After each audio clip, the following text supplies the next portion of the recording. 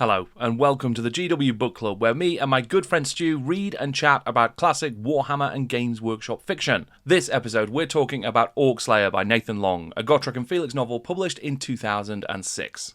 After 20 years exploring the far reaches of Warhammer's known world, Gotrek and Felix return to the old world, intent on joining in the battles against the encroaching horde of chaos. But before they can march to war, Gotrek is enlisted by an old friend turned grudge bearer to help retake a dwarven hold that has fallen to an unusual orc invasion. With a ragtag band of dwarfs and his travelling companion Felix, Gotrek descends into the hold to discover mind-controlled and zombified orcs, spaced-out dwarven survivors, and a nefarious force controlling them all from deep below the mountain that no one could possibly predict. Stu, we're here talking about Orc Slayer, the first of the Gotrek and Felix stories by Nathan Long. So this was kind of the reboot, I suppose, in a way. A couple of years after William King, the original writer of Gotrek and Felix, had finished his run. It was a new run, and it sort of set some new stuff up, and it's an interesting new story, I think. But before we get into it, how have you been? It's been a little while since we've done a GW book club. How are you doing? Yeah, it feels like ages. Really good. Thank you. Really good. I can't remember when it last was, because we recorded some stuff sort of a bit out of sequence and a bit more ahead of time than we usually do. So yeah, we did. Yeah, so it does feel like a long time. We've run out of them though, so we have to start going back to work again. Yeah, but I feels like a good thing. It's a good book to get us back into the rhythm and to sort of get exploring the fiction of the Warhammer world again, I think, because we're back with Gotrek and Felix. Obviously, they started the Warhammer fiction line with the very first short story in the very first anthology of GW books, which is where we started our book club, with the Heimlichnacht story. That was William King's beginning with those characters. He took him. They went all the way through, I think, 7 novels, right? To Giant Slayer yes. was the final one. Yes. I mean, 7 novels and sort of short story collections. Yes. An incredible saga from William King that kind of takes these characters, this troll slayer Gotrek and his sort of reluctant biographer, and is the poet who's accidentally ended up pledging his life to follow this troll slayer to find his doom. You do get these incredible adventures that they go on. They're fighting against Thanquol, the Skaven Greyseer. They're teaming up with Teclis. They're doing all kinds of fun stuff, taking out vampires. And then it kind of ended, I would say, not on a cliffhanger necessarily, but Giant Slayer, William King's final story, does kind of end with a lot of unresolved material, I would argue. So this story, which picks up in the real world, this is what, three or so years after Giant Slayer was released. Orc Slayer, it's the first book by a new author, and it does a bit of a time jump in order to restart the Gotrek and Felix story. So instead of picking up with, okay, here's what happened last week in Giant Slayer, it kind of goes, all right, it's been 20 years since the events of Giant Slayer. Gotrek and Felix have explored the wider Warhammer world. They've been off to places that we don't tell stories about, as a country and factions that are not in the main game. And that's the sort of explanation for why they've not been about. And I think, there's kind of a business reason here, was that the Gotrek and Felix stories were set before the main Warhammer timeline. So they've kind of said, well, we've got a new author coming in. We're not going to pick up on all of the same ongoing threads, at least not initially. So we might as well just age everybody up so that it's now the same time as the current Warhammer world. I mean, as a starting point, like conceptually, how did you feel about jumping in with that time skip? I think it gave the author a little bit of breathing space, so that if there were any accidental inconsistencies, you could place it within that 20-year sort of gap, I'd say. It's a little bit like when a film series returns after 20 years, and you need an excuse of why the lead actor has aged by 20 years. So this is a little bit of that kind of, I don't know, Harrison Ford coming back for later Indiana Jones kind of series, and looks a bit older, so we can't pretend that he's only 2 years later, unlike the Mission Impossible series, where you got a 60-odd-year-old Tom Cruise still trying to play a 40-year-old man or whatever's going on. So I think there's a bit of that. I think it works fine from that point of view. Mm. And if you're, I can't remember what I thought at the time. Um, I've got a feeling when this relaunch happened, they were bringing out all the omnibuses, and I think that's the first time I really got into. I think I'd read the odd one short story before, so I remember just thinking, right, I want to start from the beginning. And by the time I got to this, it didn't matter. Sure. But really interesting to speak to someone who was a huge fan before, and then had that natural gap, Yeah, who lived and through then it. read this and how they felt, because you do find some people don't like, they'll only say they love the Bill King stuff. Mm. And some of that I think is just a natural way we are as in fandoms. Sure. We have our favorite eras and want like the originals and decry the other stuff a little bit sometimes. But yeah, I thought it was fine. I think it worked well enough. Yeah. Yeah. For me, the most important thing is, does it still feel like Gotrek and Felix? Do the characters feel the same characters? And spoiler, for me, they do. Sure. Regardless of the rest of the story, it still feels like them. And he's, you don't. He's clearly read it all and is able to keep that going throughout a whole story. We probably talked about this offline before, but I've said I bet you that we could come up with a couple of pages using language that will be spoken by both of those characters Mm. because we've read so much of them. But to write a whole novel and it still be consistent or feel consistent, well, I think they do. He's done it well. Yeah. Yeah, I think Nathan Long had a really tough job with this because they Mm. are such beloved characters and because they were in such an interesting spot in their own story when the sort of initial, that first season kind of came to an end. The time skip does, I think you're right, give a bit of breathing space. It kind of gives you a cover to sort of say, okay, listen, like it or not, the business reality is that we're moving on. There's we're taking the story in a new direction.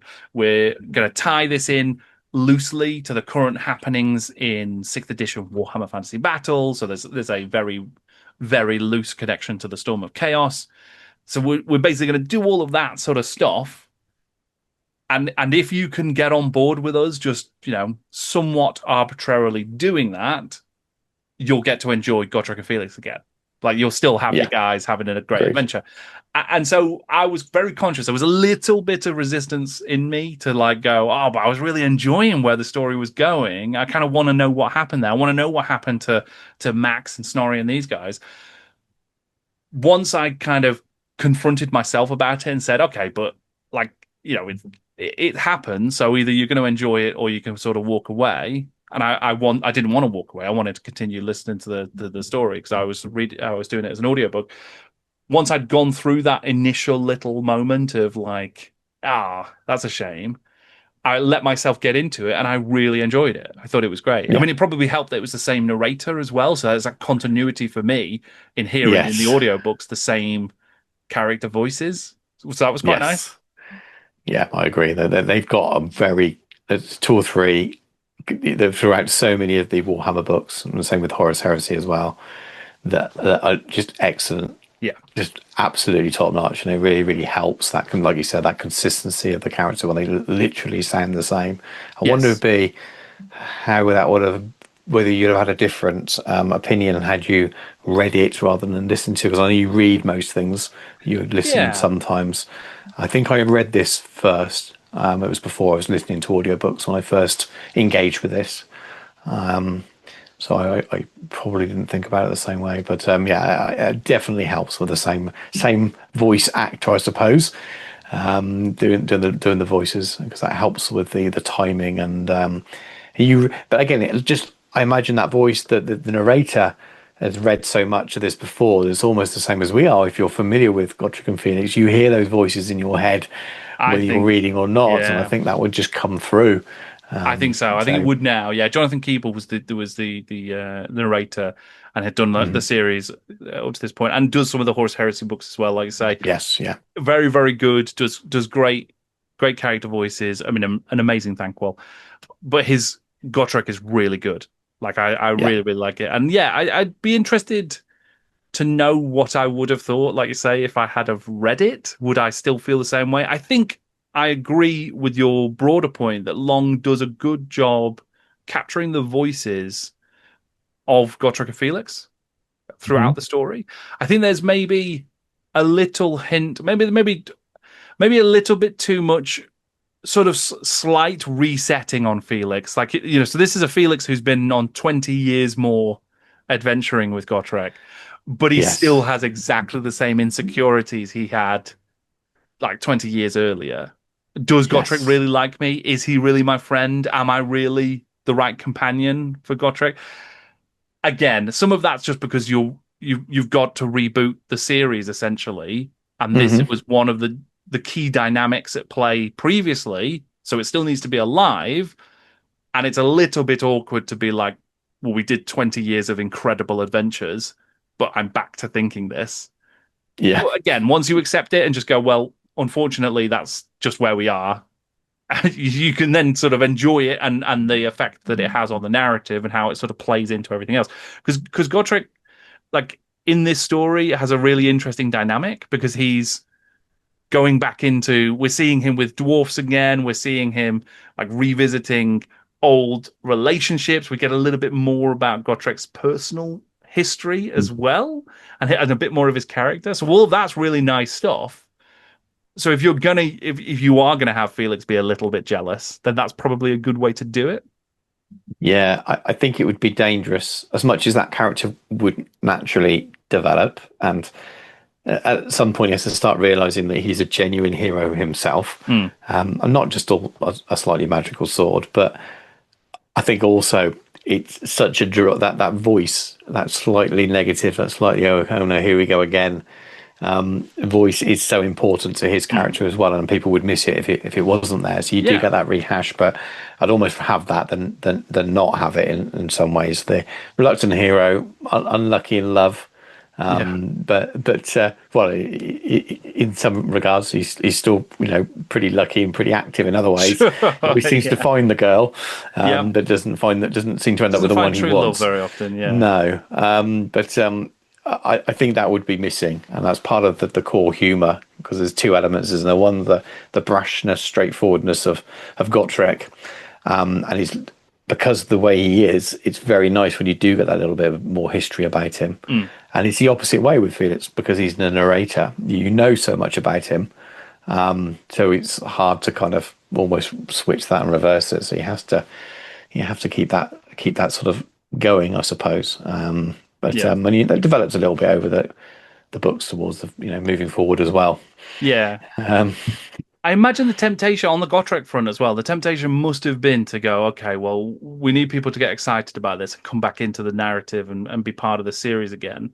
Let's reveal a load of secrets about mm, Gotrek. But actually, it's really restrained in a nice way. You get enough to be like adding more puzzle pieces to like who yeah, Gotrek is and how he became who he was. But you don't get just a full flashback that reveals everything about him and why he's a Slayer and all that sort of stuff. It still keeps a lot of those pieces off the table, which I think is yeah. absolutely right. You don't want to just because again, it wouldn't feel like the same character if you suddenly knew everything about him. You knew everything. Yeah, yeah, absolutely. There's plenty of the comedic stuff in there. If anything, some of those might be slightly hammed up a little bit more Mm. than they were in the previous books, or more of them. It feels like at points that we need to put a Gotrek moment in here to have for a laughing point. But again, I think the balance is almost perfect, to be Mm. honest with you, for that. Yeah, And it's not my favourite story in the whole series at all.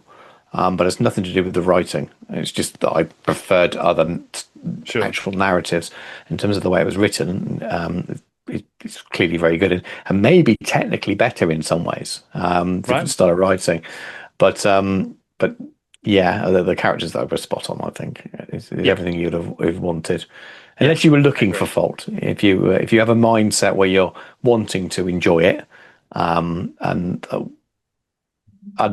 I think when I first read it, I was concerned because it's new author what, Mm. but it didn't take me very long to forget who it was Yeah, written by same. in some ways. Yeah, I was nervous going in because I'd really enjoyed the King stories, and Yeah, no, and I was worried that I would essentially be like, oh no, that's kind of it for me. I've seen the real ones, and anything that came later is not a real story featuring those characters. yeah, But actually, Long's found a way to make the characters his own in this story. I think there's still plenty more to do, and I imagine, I look forward to reading more of his stories. But in this particular one, it is a really good way to just sort of kickstart everything again. And even Yeah. down to the narrative itself. So you kind of start off with this sort of sea-based, they're returning by sea from Ind and Cathay and the far corners of the world. They're coming back to the old world to get stuck in again. Gotrek hears about this chaos invasion that's coming, and he's like very eager to go and get involved with that, which is the storm of chaos element. So he's kind of he doesn't want to get sidetracked, but then a matter of honor arises that means he has to go, and obviously Felix has to follow him to a nearby hold near Barakvar that has been lost to what appears to be greenskins and orcs and goblins. But then there's a strangeness to them that sort of slowly is revealed. I found this a fascinating element of the story. I was not expecting this at all. So obviously it's called Orc Slayer. Yeah. There's always going to be this kind of difficulty with the way they did the Gotrek and Felix stories of escalation. If you're going Yeah. to be, okay, well, now he's taken out dragons, now he's taken out demons. Where do you go? And obviously, we know by the time you get to Age of Sigmar, you're destroy. He's a realm slayer and a god slayer and all sorts. How do you go from giants and dragons to orcs and make that interesting? And actually, Yeah. there's a really interesting element that is kind of like a Cthulhu style creature that is Yeah. mind controlling the orcs and mind controlling dwarves. So it introduces these really interesting elements that are sort of like nothing we've seen before certainly not in Gotrek and Felix. I would say almost not really in the rest of Warhammer, to be honest. Yeah. It's not very Warhammer. It's And not on the surface, but I'm not against it. I think it was no, a no, big no. surprise. But I think the down and the deep dark of the Dwarven holds for there to be some sort of weird Tolkien Lovecraftian kind of spider creature that can mind control people, that it doesn't feel too off for me. I'm not too like, oh, this shouldn't exist. No, no, I wouldn't describe it that way, but it did feel like something that would potentially be a big bad in a short story from the books club sort of Sure, era. yeah, yeah, yeah, yeah. Because it's not something that you find reference to in any Warhammer lore outside of Sure. his book. So I did like it. It's nice to see, at least at that point, there was still that freedom, I imagine, for the writers Mm. to do this kind of stuff. I can't imagine that would fly now. Things would have to be in much more Yeah. strangely in universe. I might be wrong there. I might be No, wrong there, I but think it feels like that you would might be probably wouldn't right as happen now. well. Yeah. So it was interesting and not something I was expecting either the first time I read it. Yeah. He thought he thought it's going to be a known chaos sorcerer or something behind it. But that's Instead of why I this quite weird liked it. spider-like Yeah. thing called the sleeper. It's just, yeah, I like think it's Sure. definitely unusual. I don't think I strongly loved it or against Sure. it, but I just was very comfortable with it being what it was and not feeling like that it wasn't Warhammer because of it, if that makes sense. Still It Warhammer does. enough. Yeah. But I think that you're totally right when you sort of, you're saying about the GW books, the short stories that were happening in the 80s when things were a lot more up in the air for the Warhammer like fiction line. All kinds of weird creatures. And we had a few moments when we would be reading a story and it was like, well, why is this not just a Skaven? Why have you introduced some kind of weird Morlock kind of Yeah. underground albino ape beast into this story when it doesn't exist anywhere else in the Warhammer world? I find myself looking back on that stuff because I still find myself thinking about those early GW books, short stories. So they've even the ones that I wasn't as keen on, I now find myself instantly nostalgic for. So I don't know what's happened there. But with this particular story, I was like, oh, actually, this reminds me of that in a cool way. When actually not everything has to be in an army list somewhere. Like it doesn't have to be in the core book for it to be in the Yeah. story. And I kind of like that. That's good. I mean, not to get onto a completely different topic, but one of the cool things in Horus Heresy series of Hmm. novels that I'm currently going through is that they just introduce totally random sci-fi races that they're having Yeah, battles with, and they're just like, "Yo, yeah, these are the mega arachnids." You're like, that's such a yeah, silly, brilliant name, and they only yeah. exist here and now. That's fun. I think that's fun, and I'm in favor of it. So to have this weird sleeper creature is just like, yeah, go on. It just shows you, yeah, it shows you that the world has more room to grow and new things can Yeah, be there. There is a bit of me that wonders whether that could have been a change. Maybe it was something.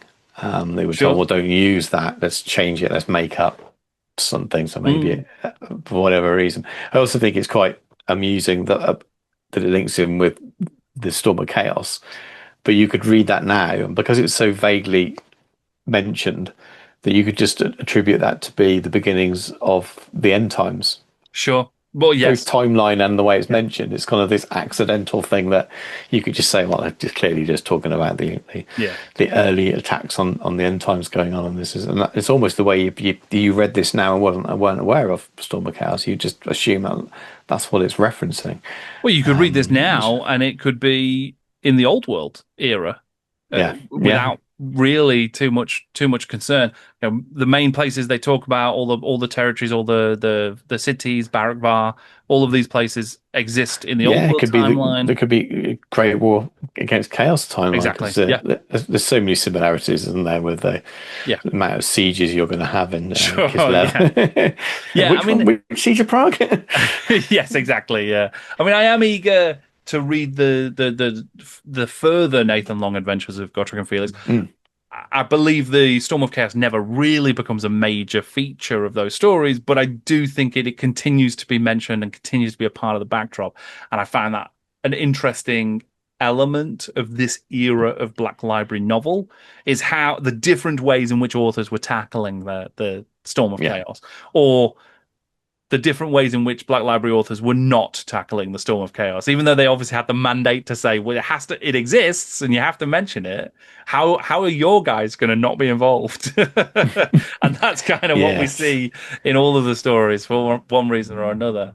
But the narrative that we follow in this story of Gotrek, Felix, and a group of dwarfs going to I think it's Carrick Herne to try that's and right. Yeah, reclaim it from these this they don't know it yet, but the orcs have been mind controlled. There's a really cool action sequence, I think, which is them scaling the cliff face. yeah, And they kind of have to go. You mentioned Tom Cruise before. They kind of have to do like a sort of free climb up this cliff face that kind of bends back over itself, so you're sort of dangling over this deep like ravine below. And the way in which Gotrek is talked about in those sequences is really good. Just he is just he's absolutely nails hard. He's great, and you get this really good climbing stuff where he climbs up on his own and takes the rope up, and they kind of do some really cool stuff. And then they face off against some of these mind controlled orcs on the cliff face, and you sort of start to get these hints of, okay, these are not regular orcs. They're very disciplined. There's something weird about them. yeah. There is, I forget the actual order of events, but Gotrek falls off the cliff at one point and survives, Yes, I think so. Yeah, it's been a which while since it's been a couple of sure. months since I read But I it. quite like that as well, because that's another thing of like, well, how do we introduce, he's just fighting orcs for the most part, even though they're mind controlled, they're still just orcs, and some of them are zombie Yeah, orcs, but they are a much lower power level. So the fact that he fell off a cliff kind of introduces this, okay, well, he's not at 100%. So it kind of scales it more correctly for the purposes of this adventure. And you do get some really good moments of Gotrek just sort of, spitting some blood and wiping his face and then going back into battle, which is very cool. yeah, yeah. There's a lot of big heroic moments. Right at the beginning is that sea battle, isn't it? And he's Yes. basically catapulted onto an orc ship. It was quite a big start. You can I'd mention this a lot when we do these reviews about how cinematic Yeah. the book is, and it feels like that's the attempt at the beginning of this to start with a big scene, so to speak, before they Yeah. find out what the story's going to be about, and that's definitely an element of that there.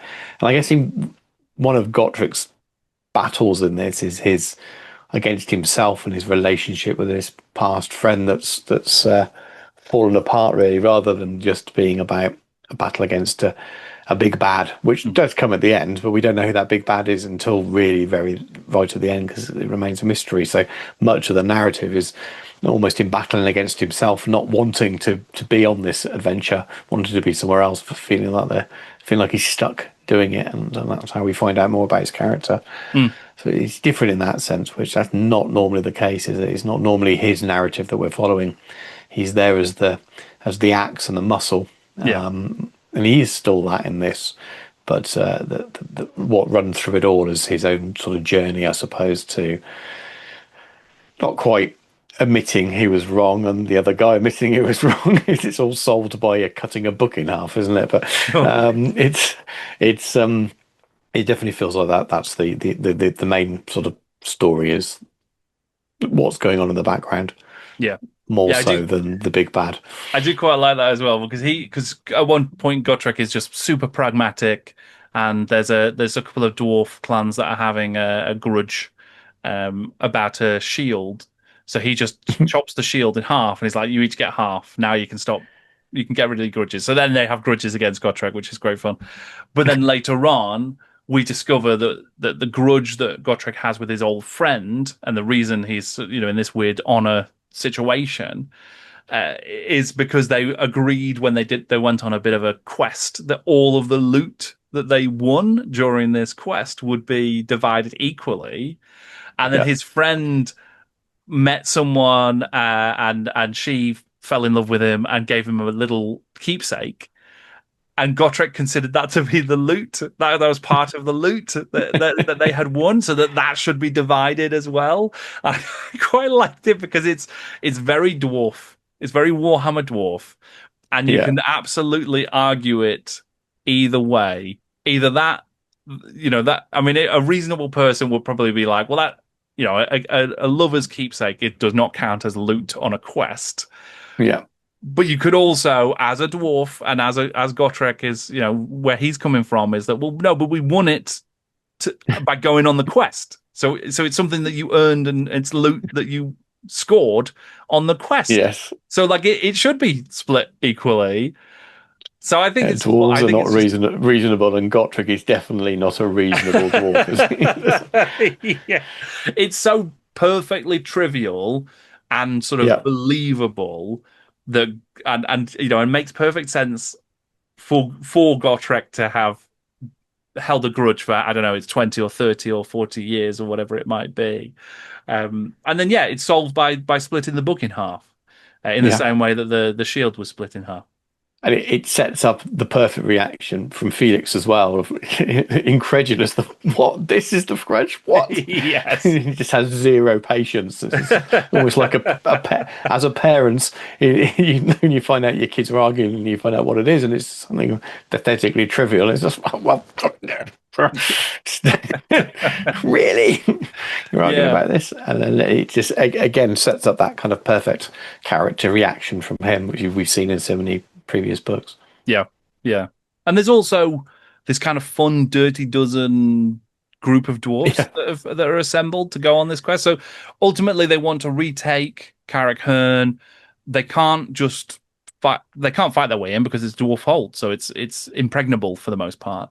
So this group of dwarves have to volunteer and go in, and they know a secret route in, and they're going to go and take the gate rooms and open the gates so that the dwarf army can come in and retake the hold. And that's basically the setup. It's super simple, really, and it plays out like a game of Warhammer Quest.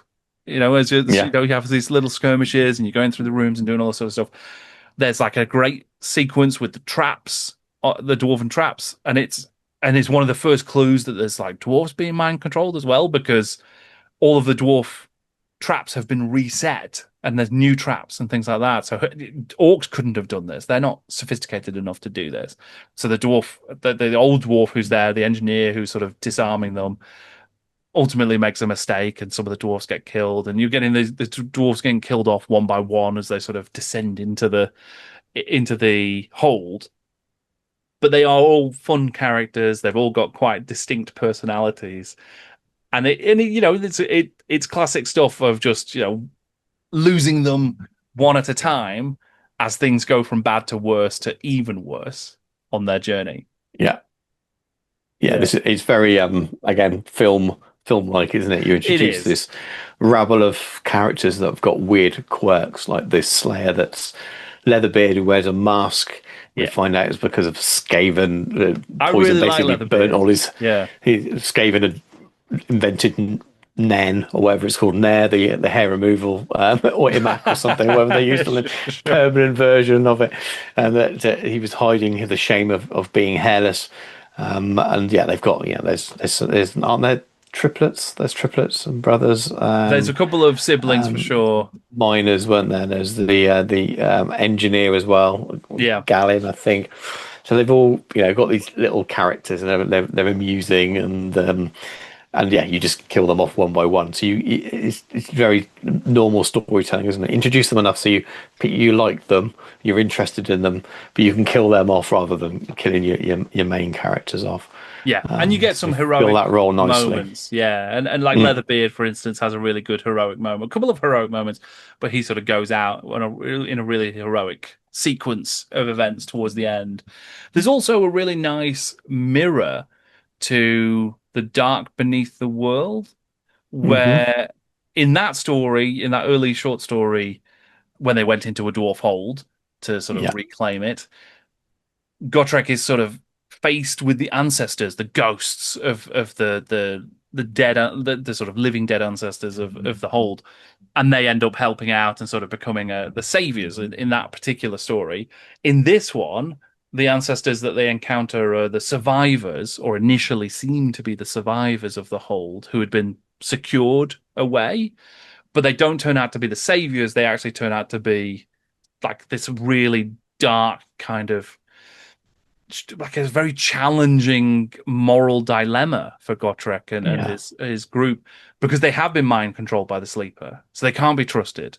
And essentially they have to make this decision of, well, what are we going to do? Because if they've been taken over by this entity, can we get them back? Should we just secure them somewhere and then hopefully when the entity is destroyed, they'll come back to themselves? Or is that too much of a risk? So you kind of get these really interesting sort of debates there as well about where do you draw the line in terms of protecting the ancestors and the survivors versus protecting everybody else from them because they've been compromised.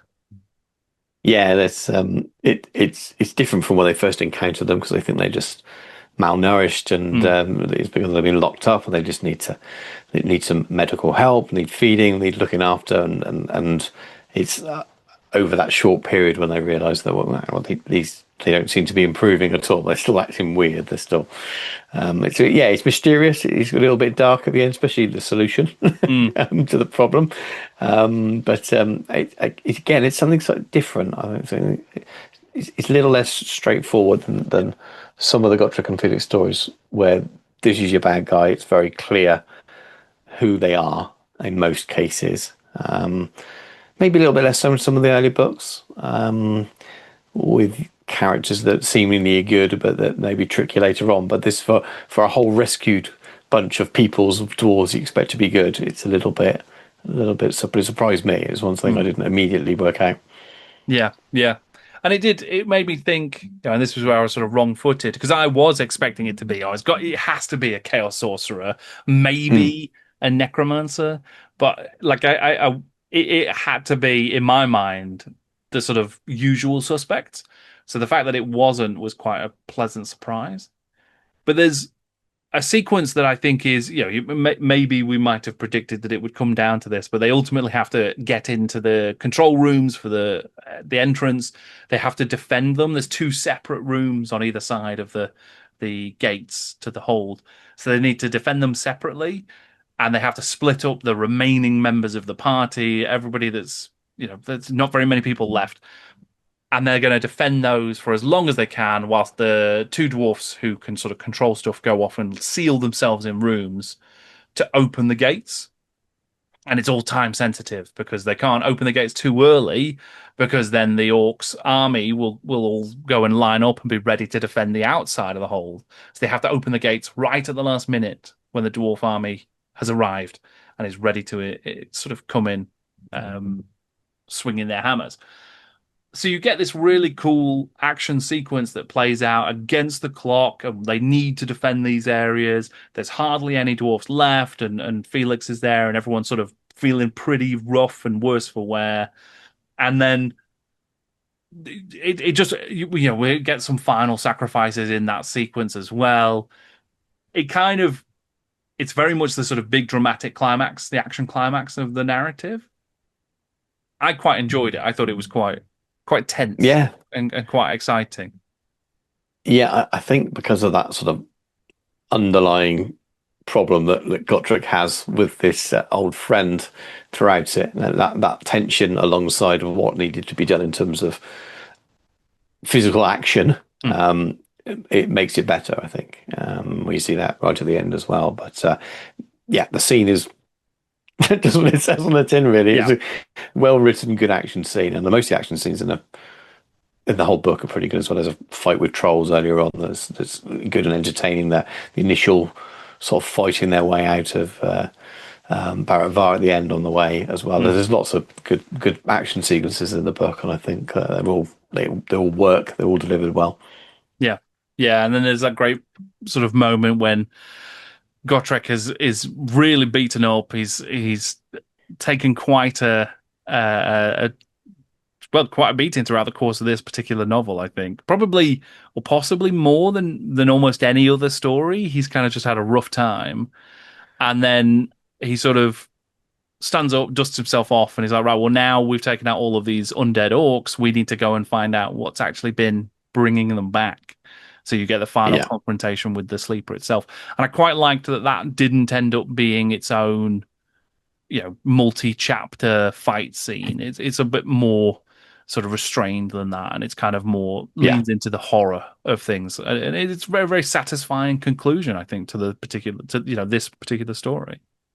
Yeah, yeah, I agree. I suppose the unsatisfying, the sad parts is who you lose. I suppose Mm. the happy part that he kind of makes up with his friend, but also that that he has to leave him behind, shall we say? Yeah. So it's done very well. Yeah. I mean, overall, I really enjoyed it. I thought it was a great continuation of the Gotrek and Felix saga. I'm not going to deny that I'm sad that we sort of left off these other characters. I know that we will see some of them again, which is great, and Hmm. I look forward to that.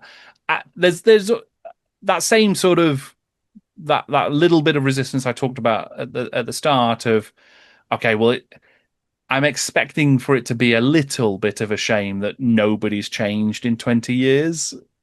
Maybe I'll be wrong-footed again, and there'll be plenty of change, and we'll see some really fun new stuff. I am expecting there will be some of that. What I hope is that we don't like run into Max and it's just exactly the same. And he's just like, oh, hi guys, how's it going? But I think it's a true success that I'm super excited to see where this particular version of Gotrek and Felix go next. This does a great job of creating a new ongoing story. It very much feels like the first episode of season 2 of the Gotrek and Yes, yeah. Felix story. In many positive ways. Yeah, it sets up a lot of opportunities, be that Mhm. to continue on a different path and never introduce those characters again. We know that some come back, and you shouldn't worry too much. I think it's done quite well. It feels like they are those characters, but the time is definitely important. It doesn't feel like it's the next day as well. So, and some of the books after this are some of my favourites as well. I do really like them. So Oh, fantastic! I, Yeah, I that's definitely don't have a. I prefer the Bill King books for sure, but I definitely really like the Nathan Long ones as well, almost as much because it feels much more like a continuation of the style and of those characters than the ones that come after do, and none of them are bad. Mm. I've even enjoyed a couple of the Age of Sigmar themed ones. They're fine. Don't like them anywhere near as much as I do this era. But I if I was going to split it into two, I'd be chucking the Nathan Lon stories in with the Bill King stories as the ones I really like, the ones Right. I want to keep reading again and again. But some of the others I'm probably less interested in, especially around the end times. But Sure. for obvious reasons. But yeah, I imagine you're going to continue Yeah. and working your way through these, and I think you'll enjoy the rest of the Nathan Long books as well for sure. Yeah, I'm very much looking forward to it. Yeah, I mean, this is a big thumbs up for me, this particular story. I mean, are you thumbs up, thumbs down? Thumbs up, definitely. Have been for every Gotrek Felix so far, and it's not just out of habit. Really enjoy this. They're just easy, aren't they? They're really Yeah, they're easy to good. They're good. enjoy and absorb. There's nothing taxing about them, and they don't need to be. It's Yeah. light-hearted stuff mostly. Well, we're probably not going to be covering a Gotrek and Felix story next time. We might return to Gotrek and Felix at some point. We've got some exciting plans for the book club in the coming months. I think we potentially will look to have something for around Halloween that kind of fits the bill for that. But I alluded to a big project we're sort of doing at the moment, which is the start of the Horus Heresy. We're going to be taking a look Mm. at the first, I think, 5 books probably 5 books, from yeah. the Horus It's Heresy, and we're that's going to be my fault exploring for making you read the first 5, that. but it's the logical end of the first sort of the beginning of the heresy, covering his span 3 and 5. Right. I think it tells that initial story. And then the series goes off in all different kinds of timelines and all over the place. And as much as it'd be fun to engage with it all, it's too many books now, almost for people new to come along and read them. But Quite this an is undertaking, it's yeah. a really good sort of encompassed beginning of the tale. I mean, you're into 4 now, aren't you? Book 4, I I'm well think. So into 4, that's right. you're probably aware of what I mean now Sure, yes. by being where they are. Yeah. It's more than just that initial trilogy. It almost needs 4 and 5 to be tucked in there because they're telling the same part of the story. Yeah. But Yeah. I'll stop now Well, I because think it's we're going to be starting that review already.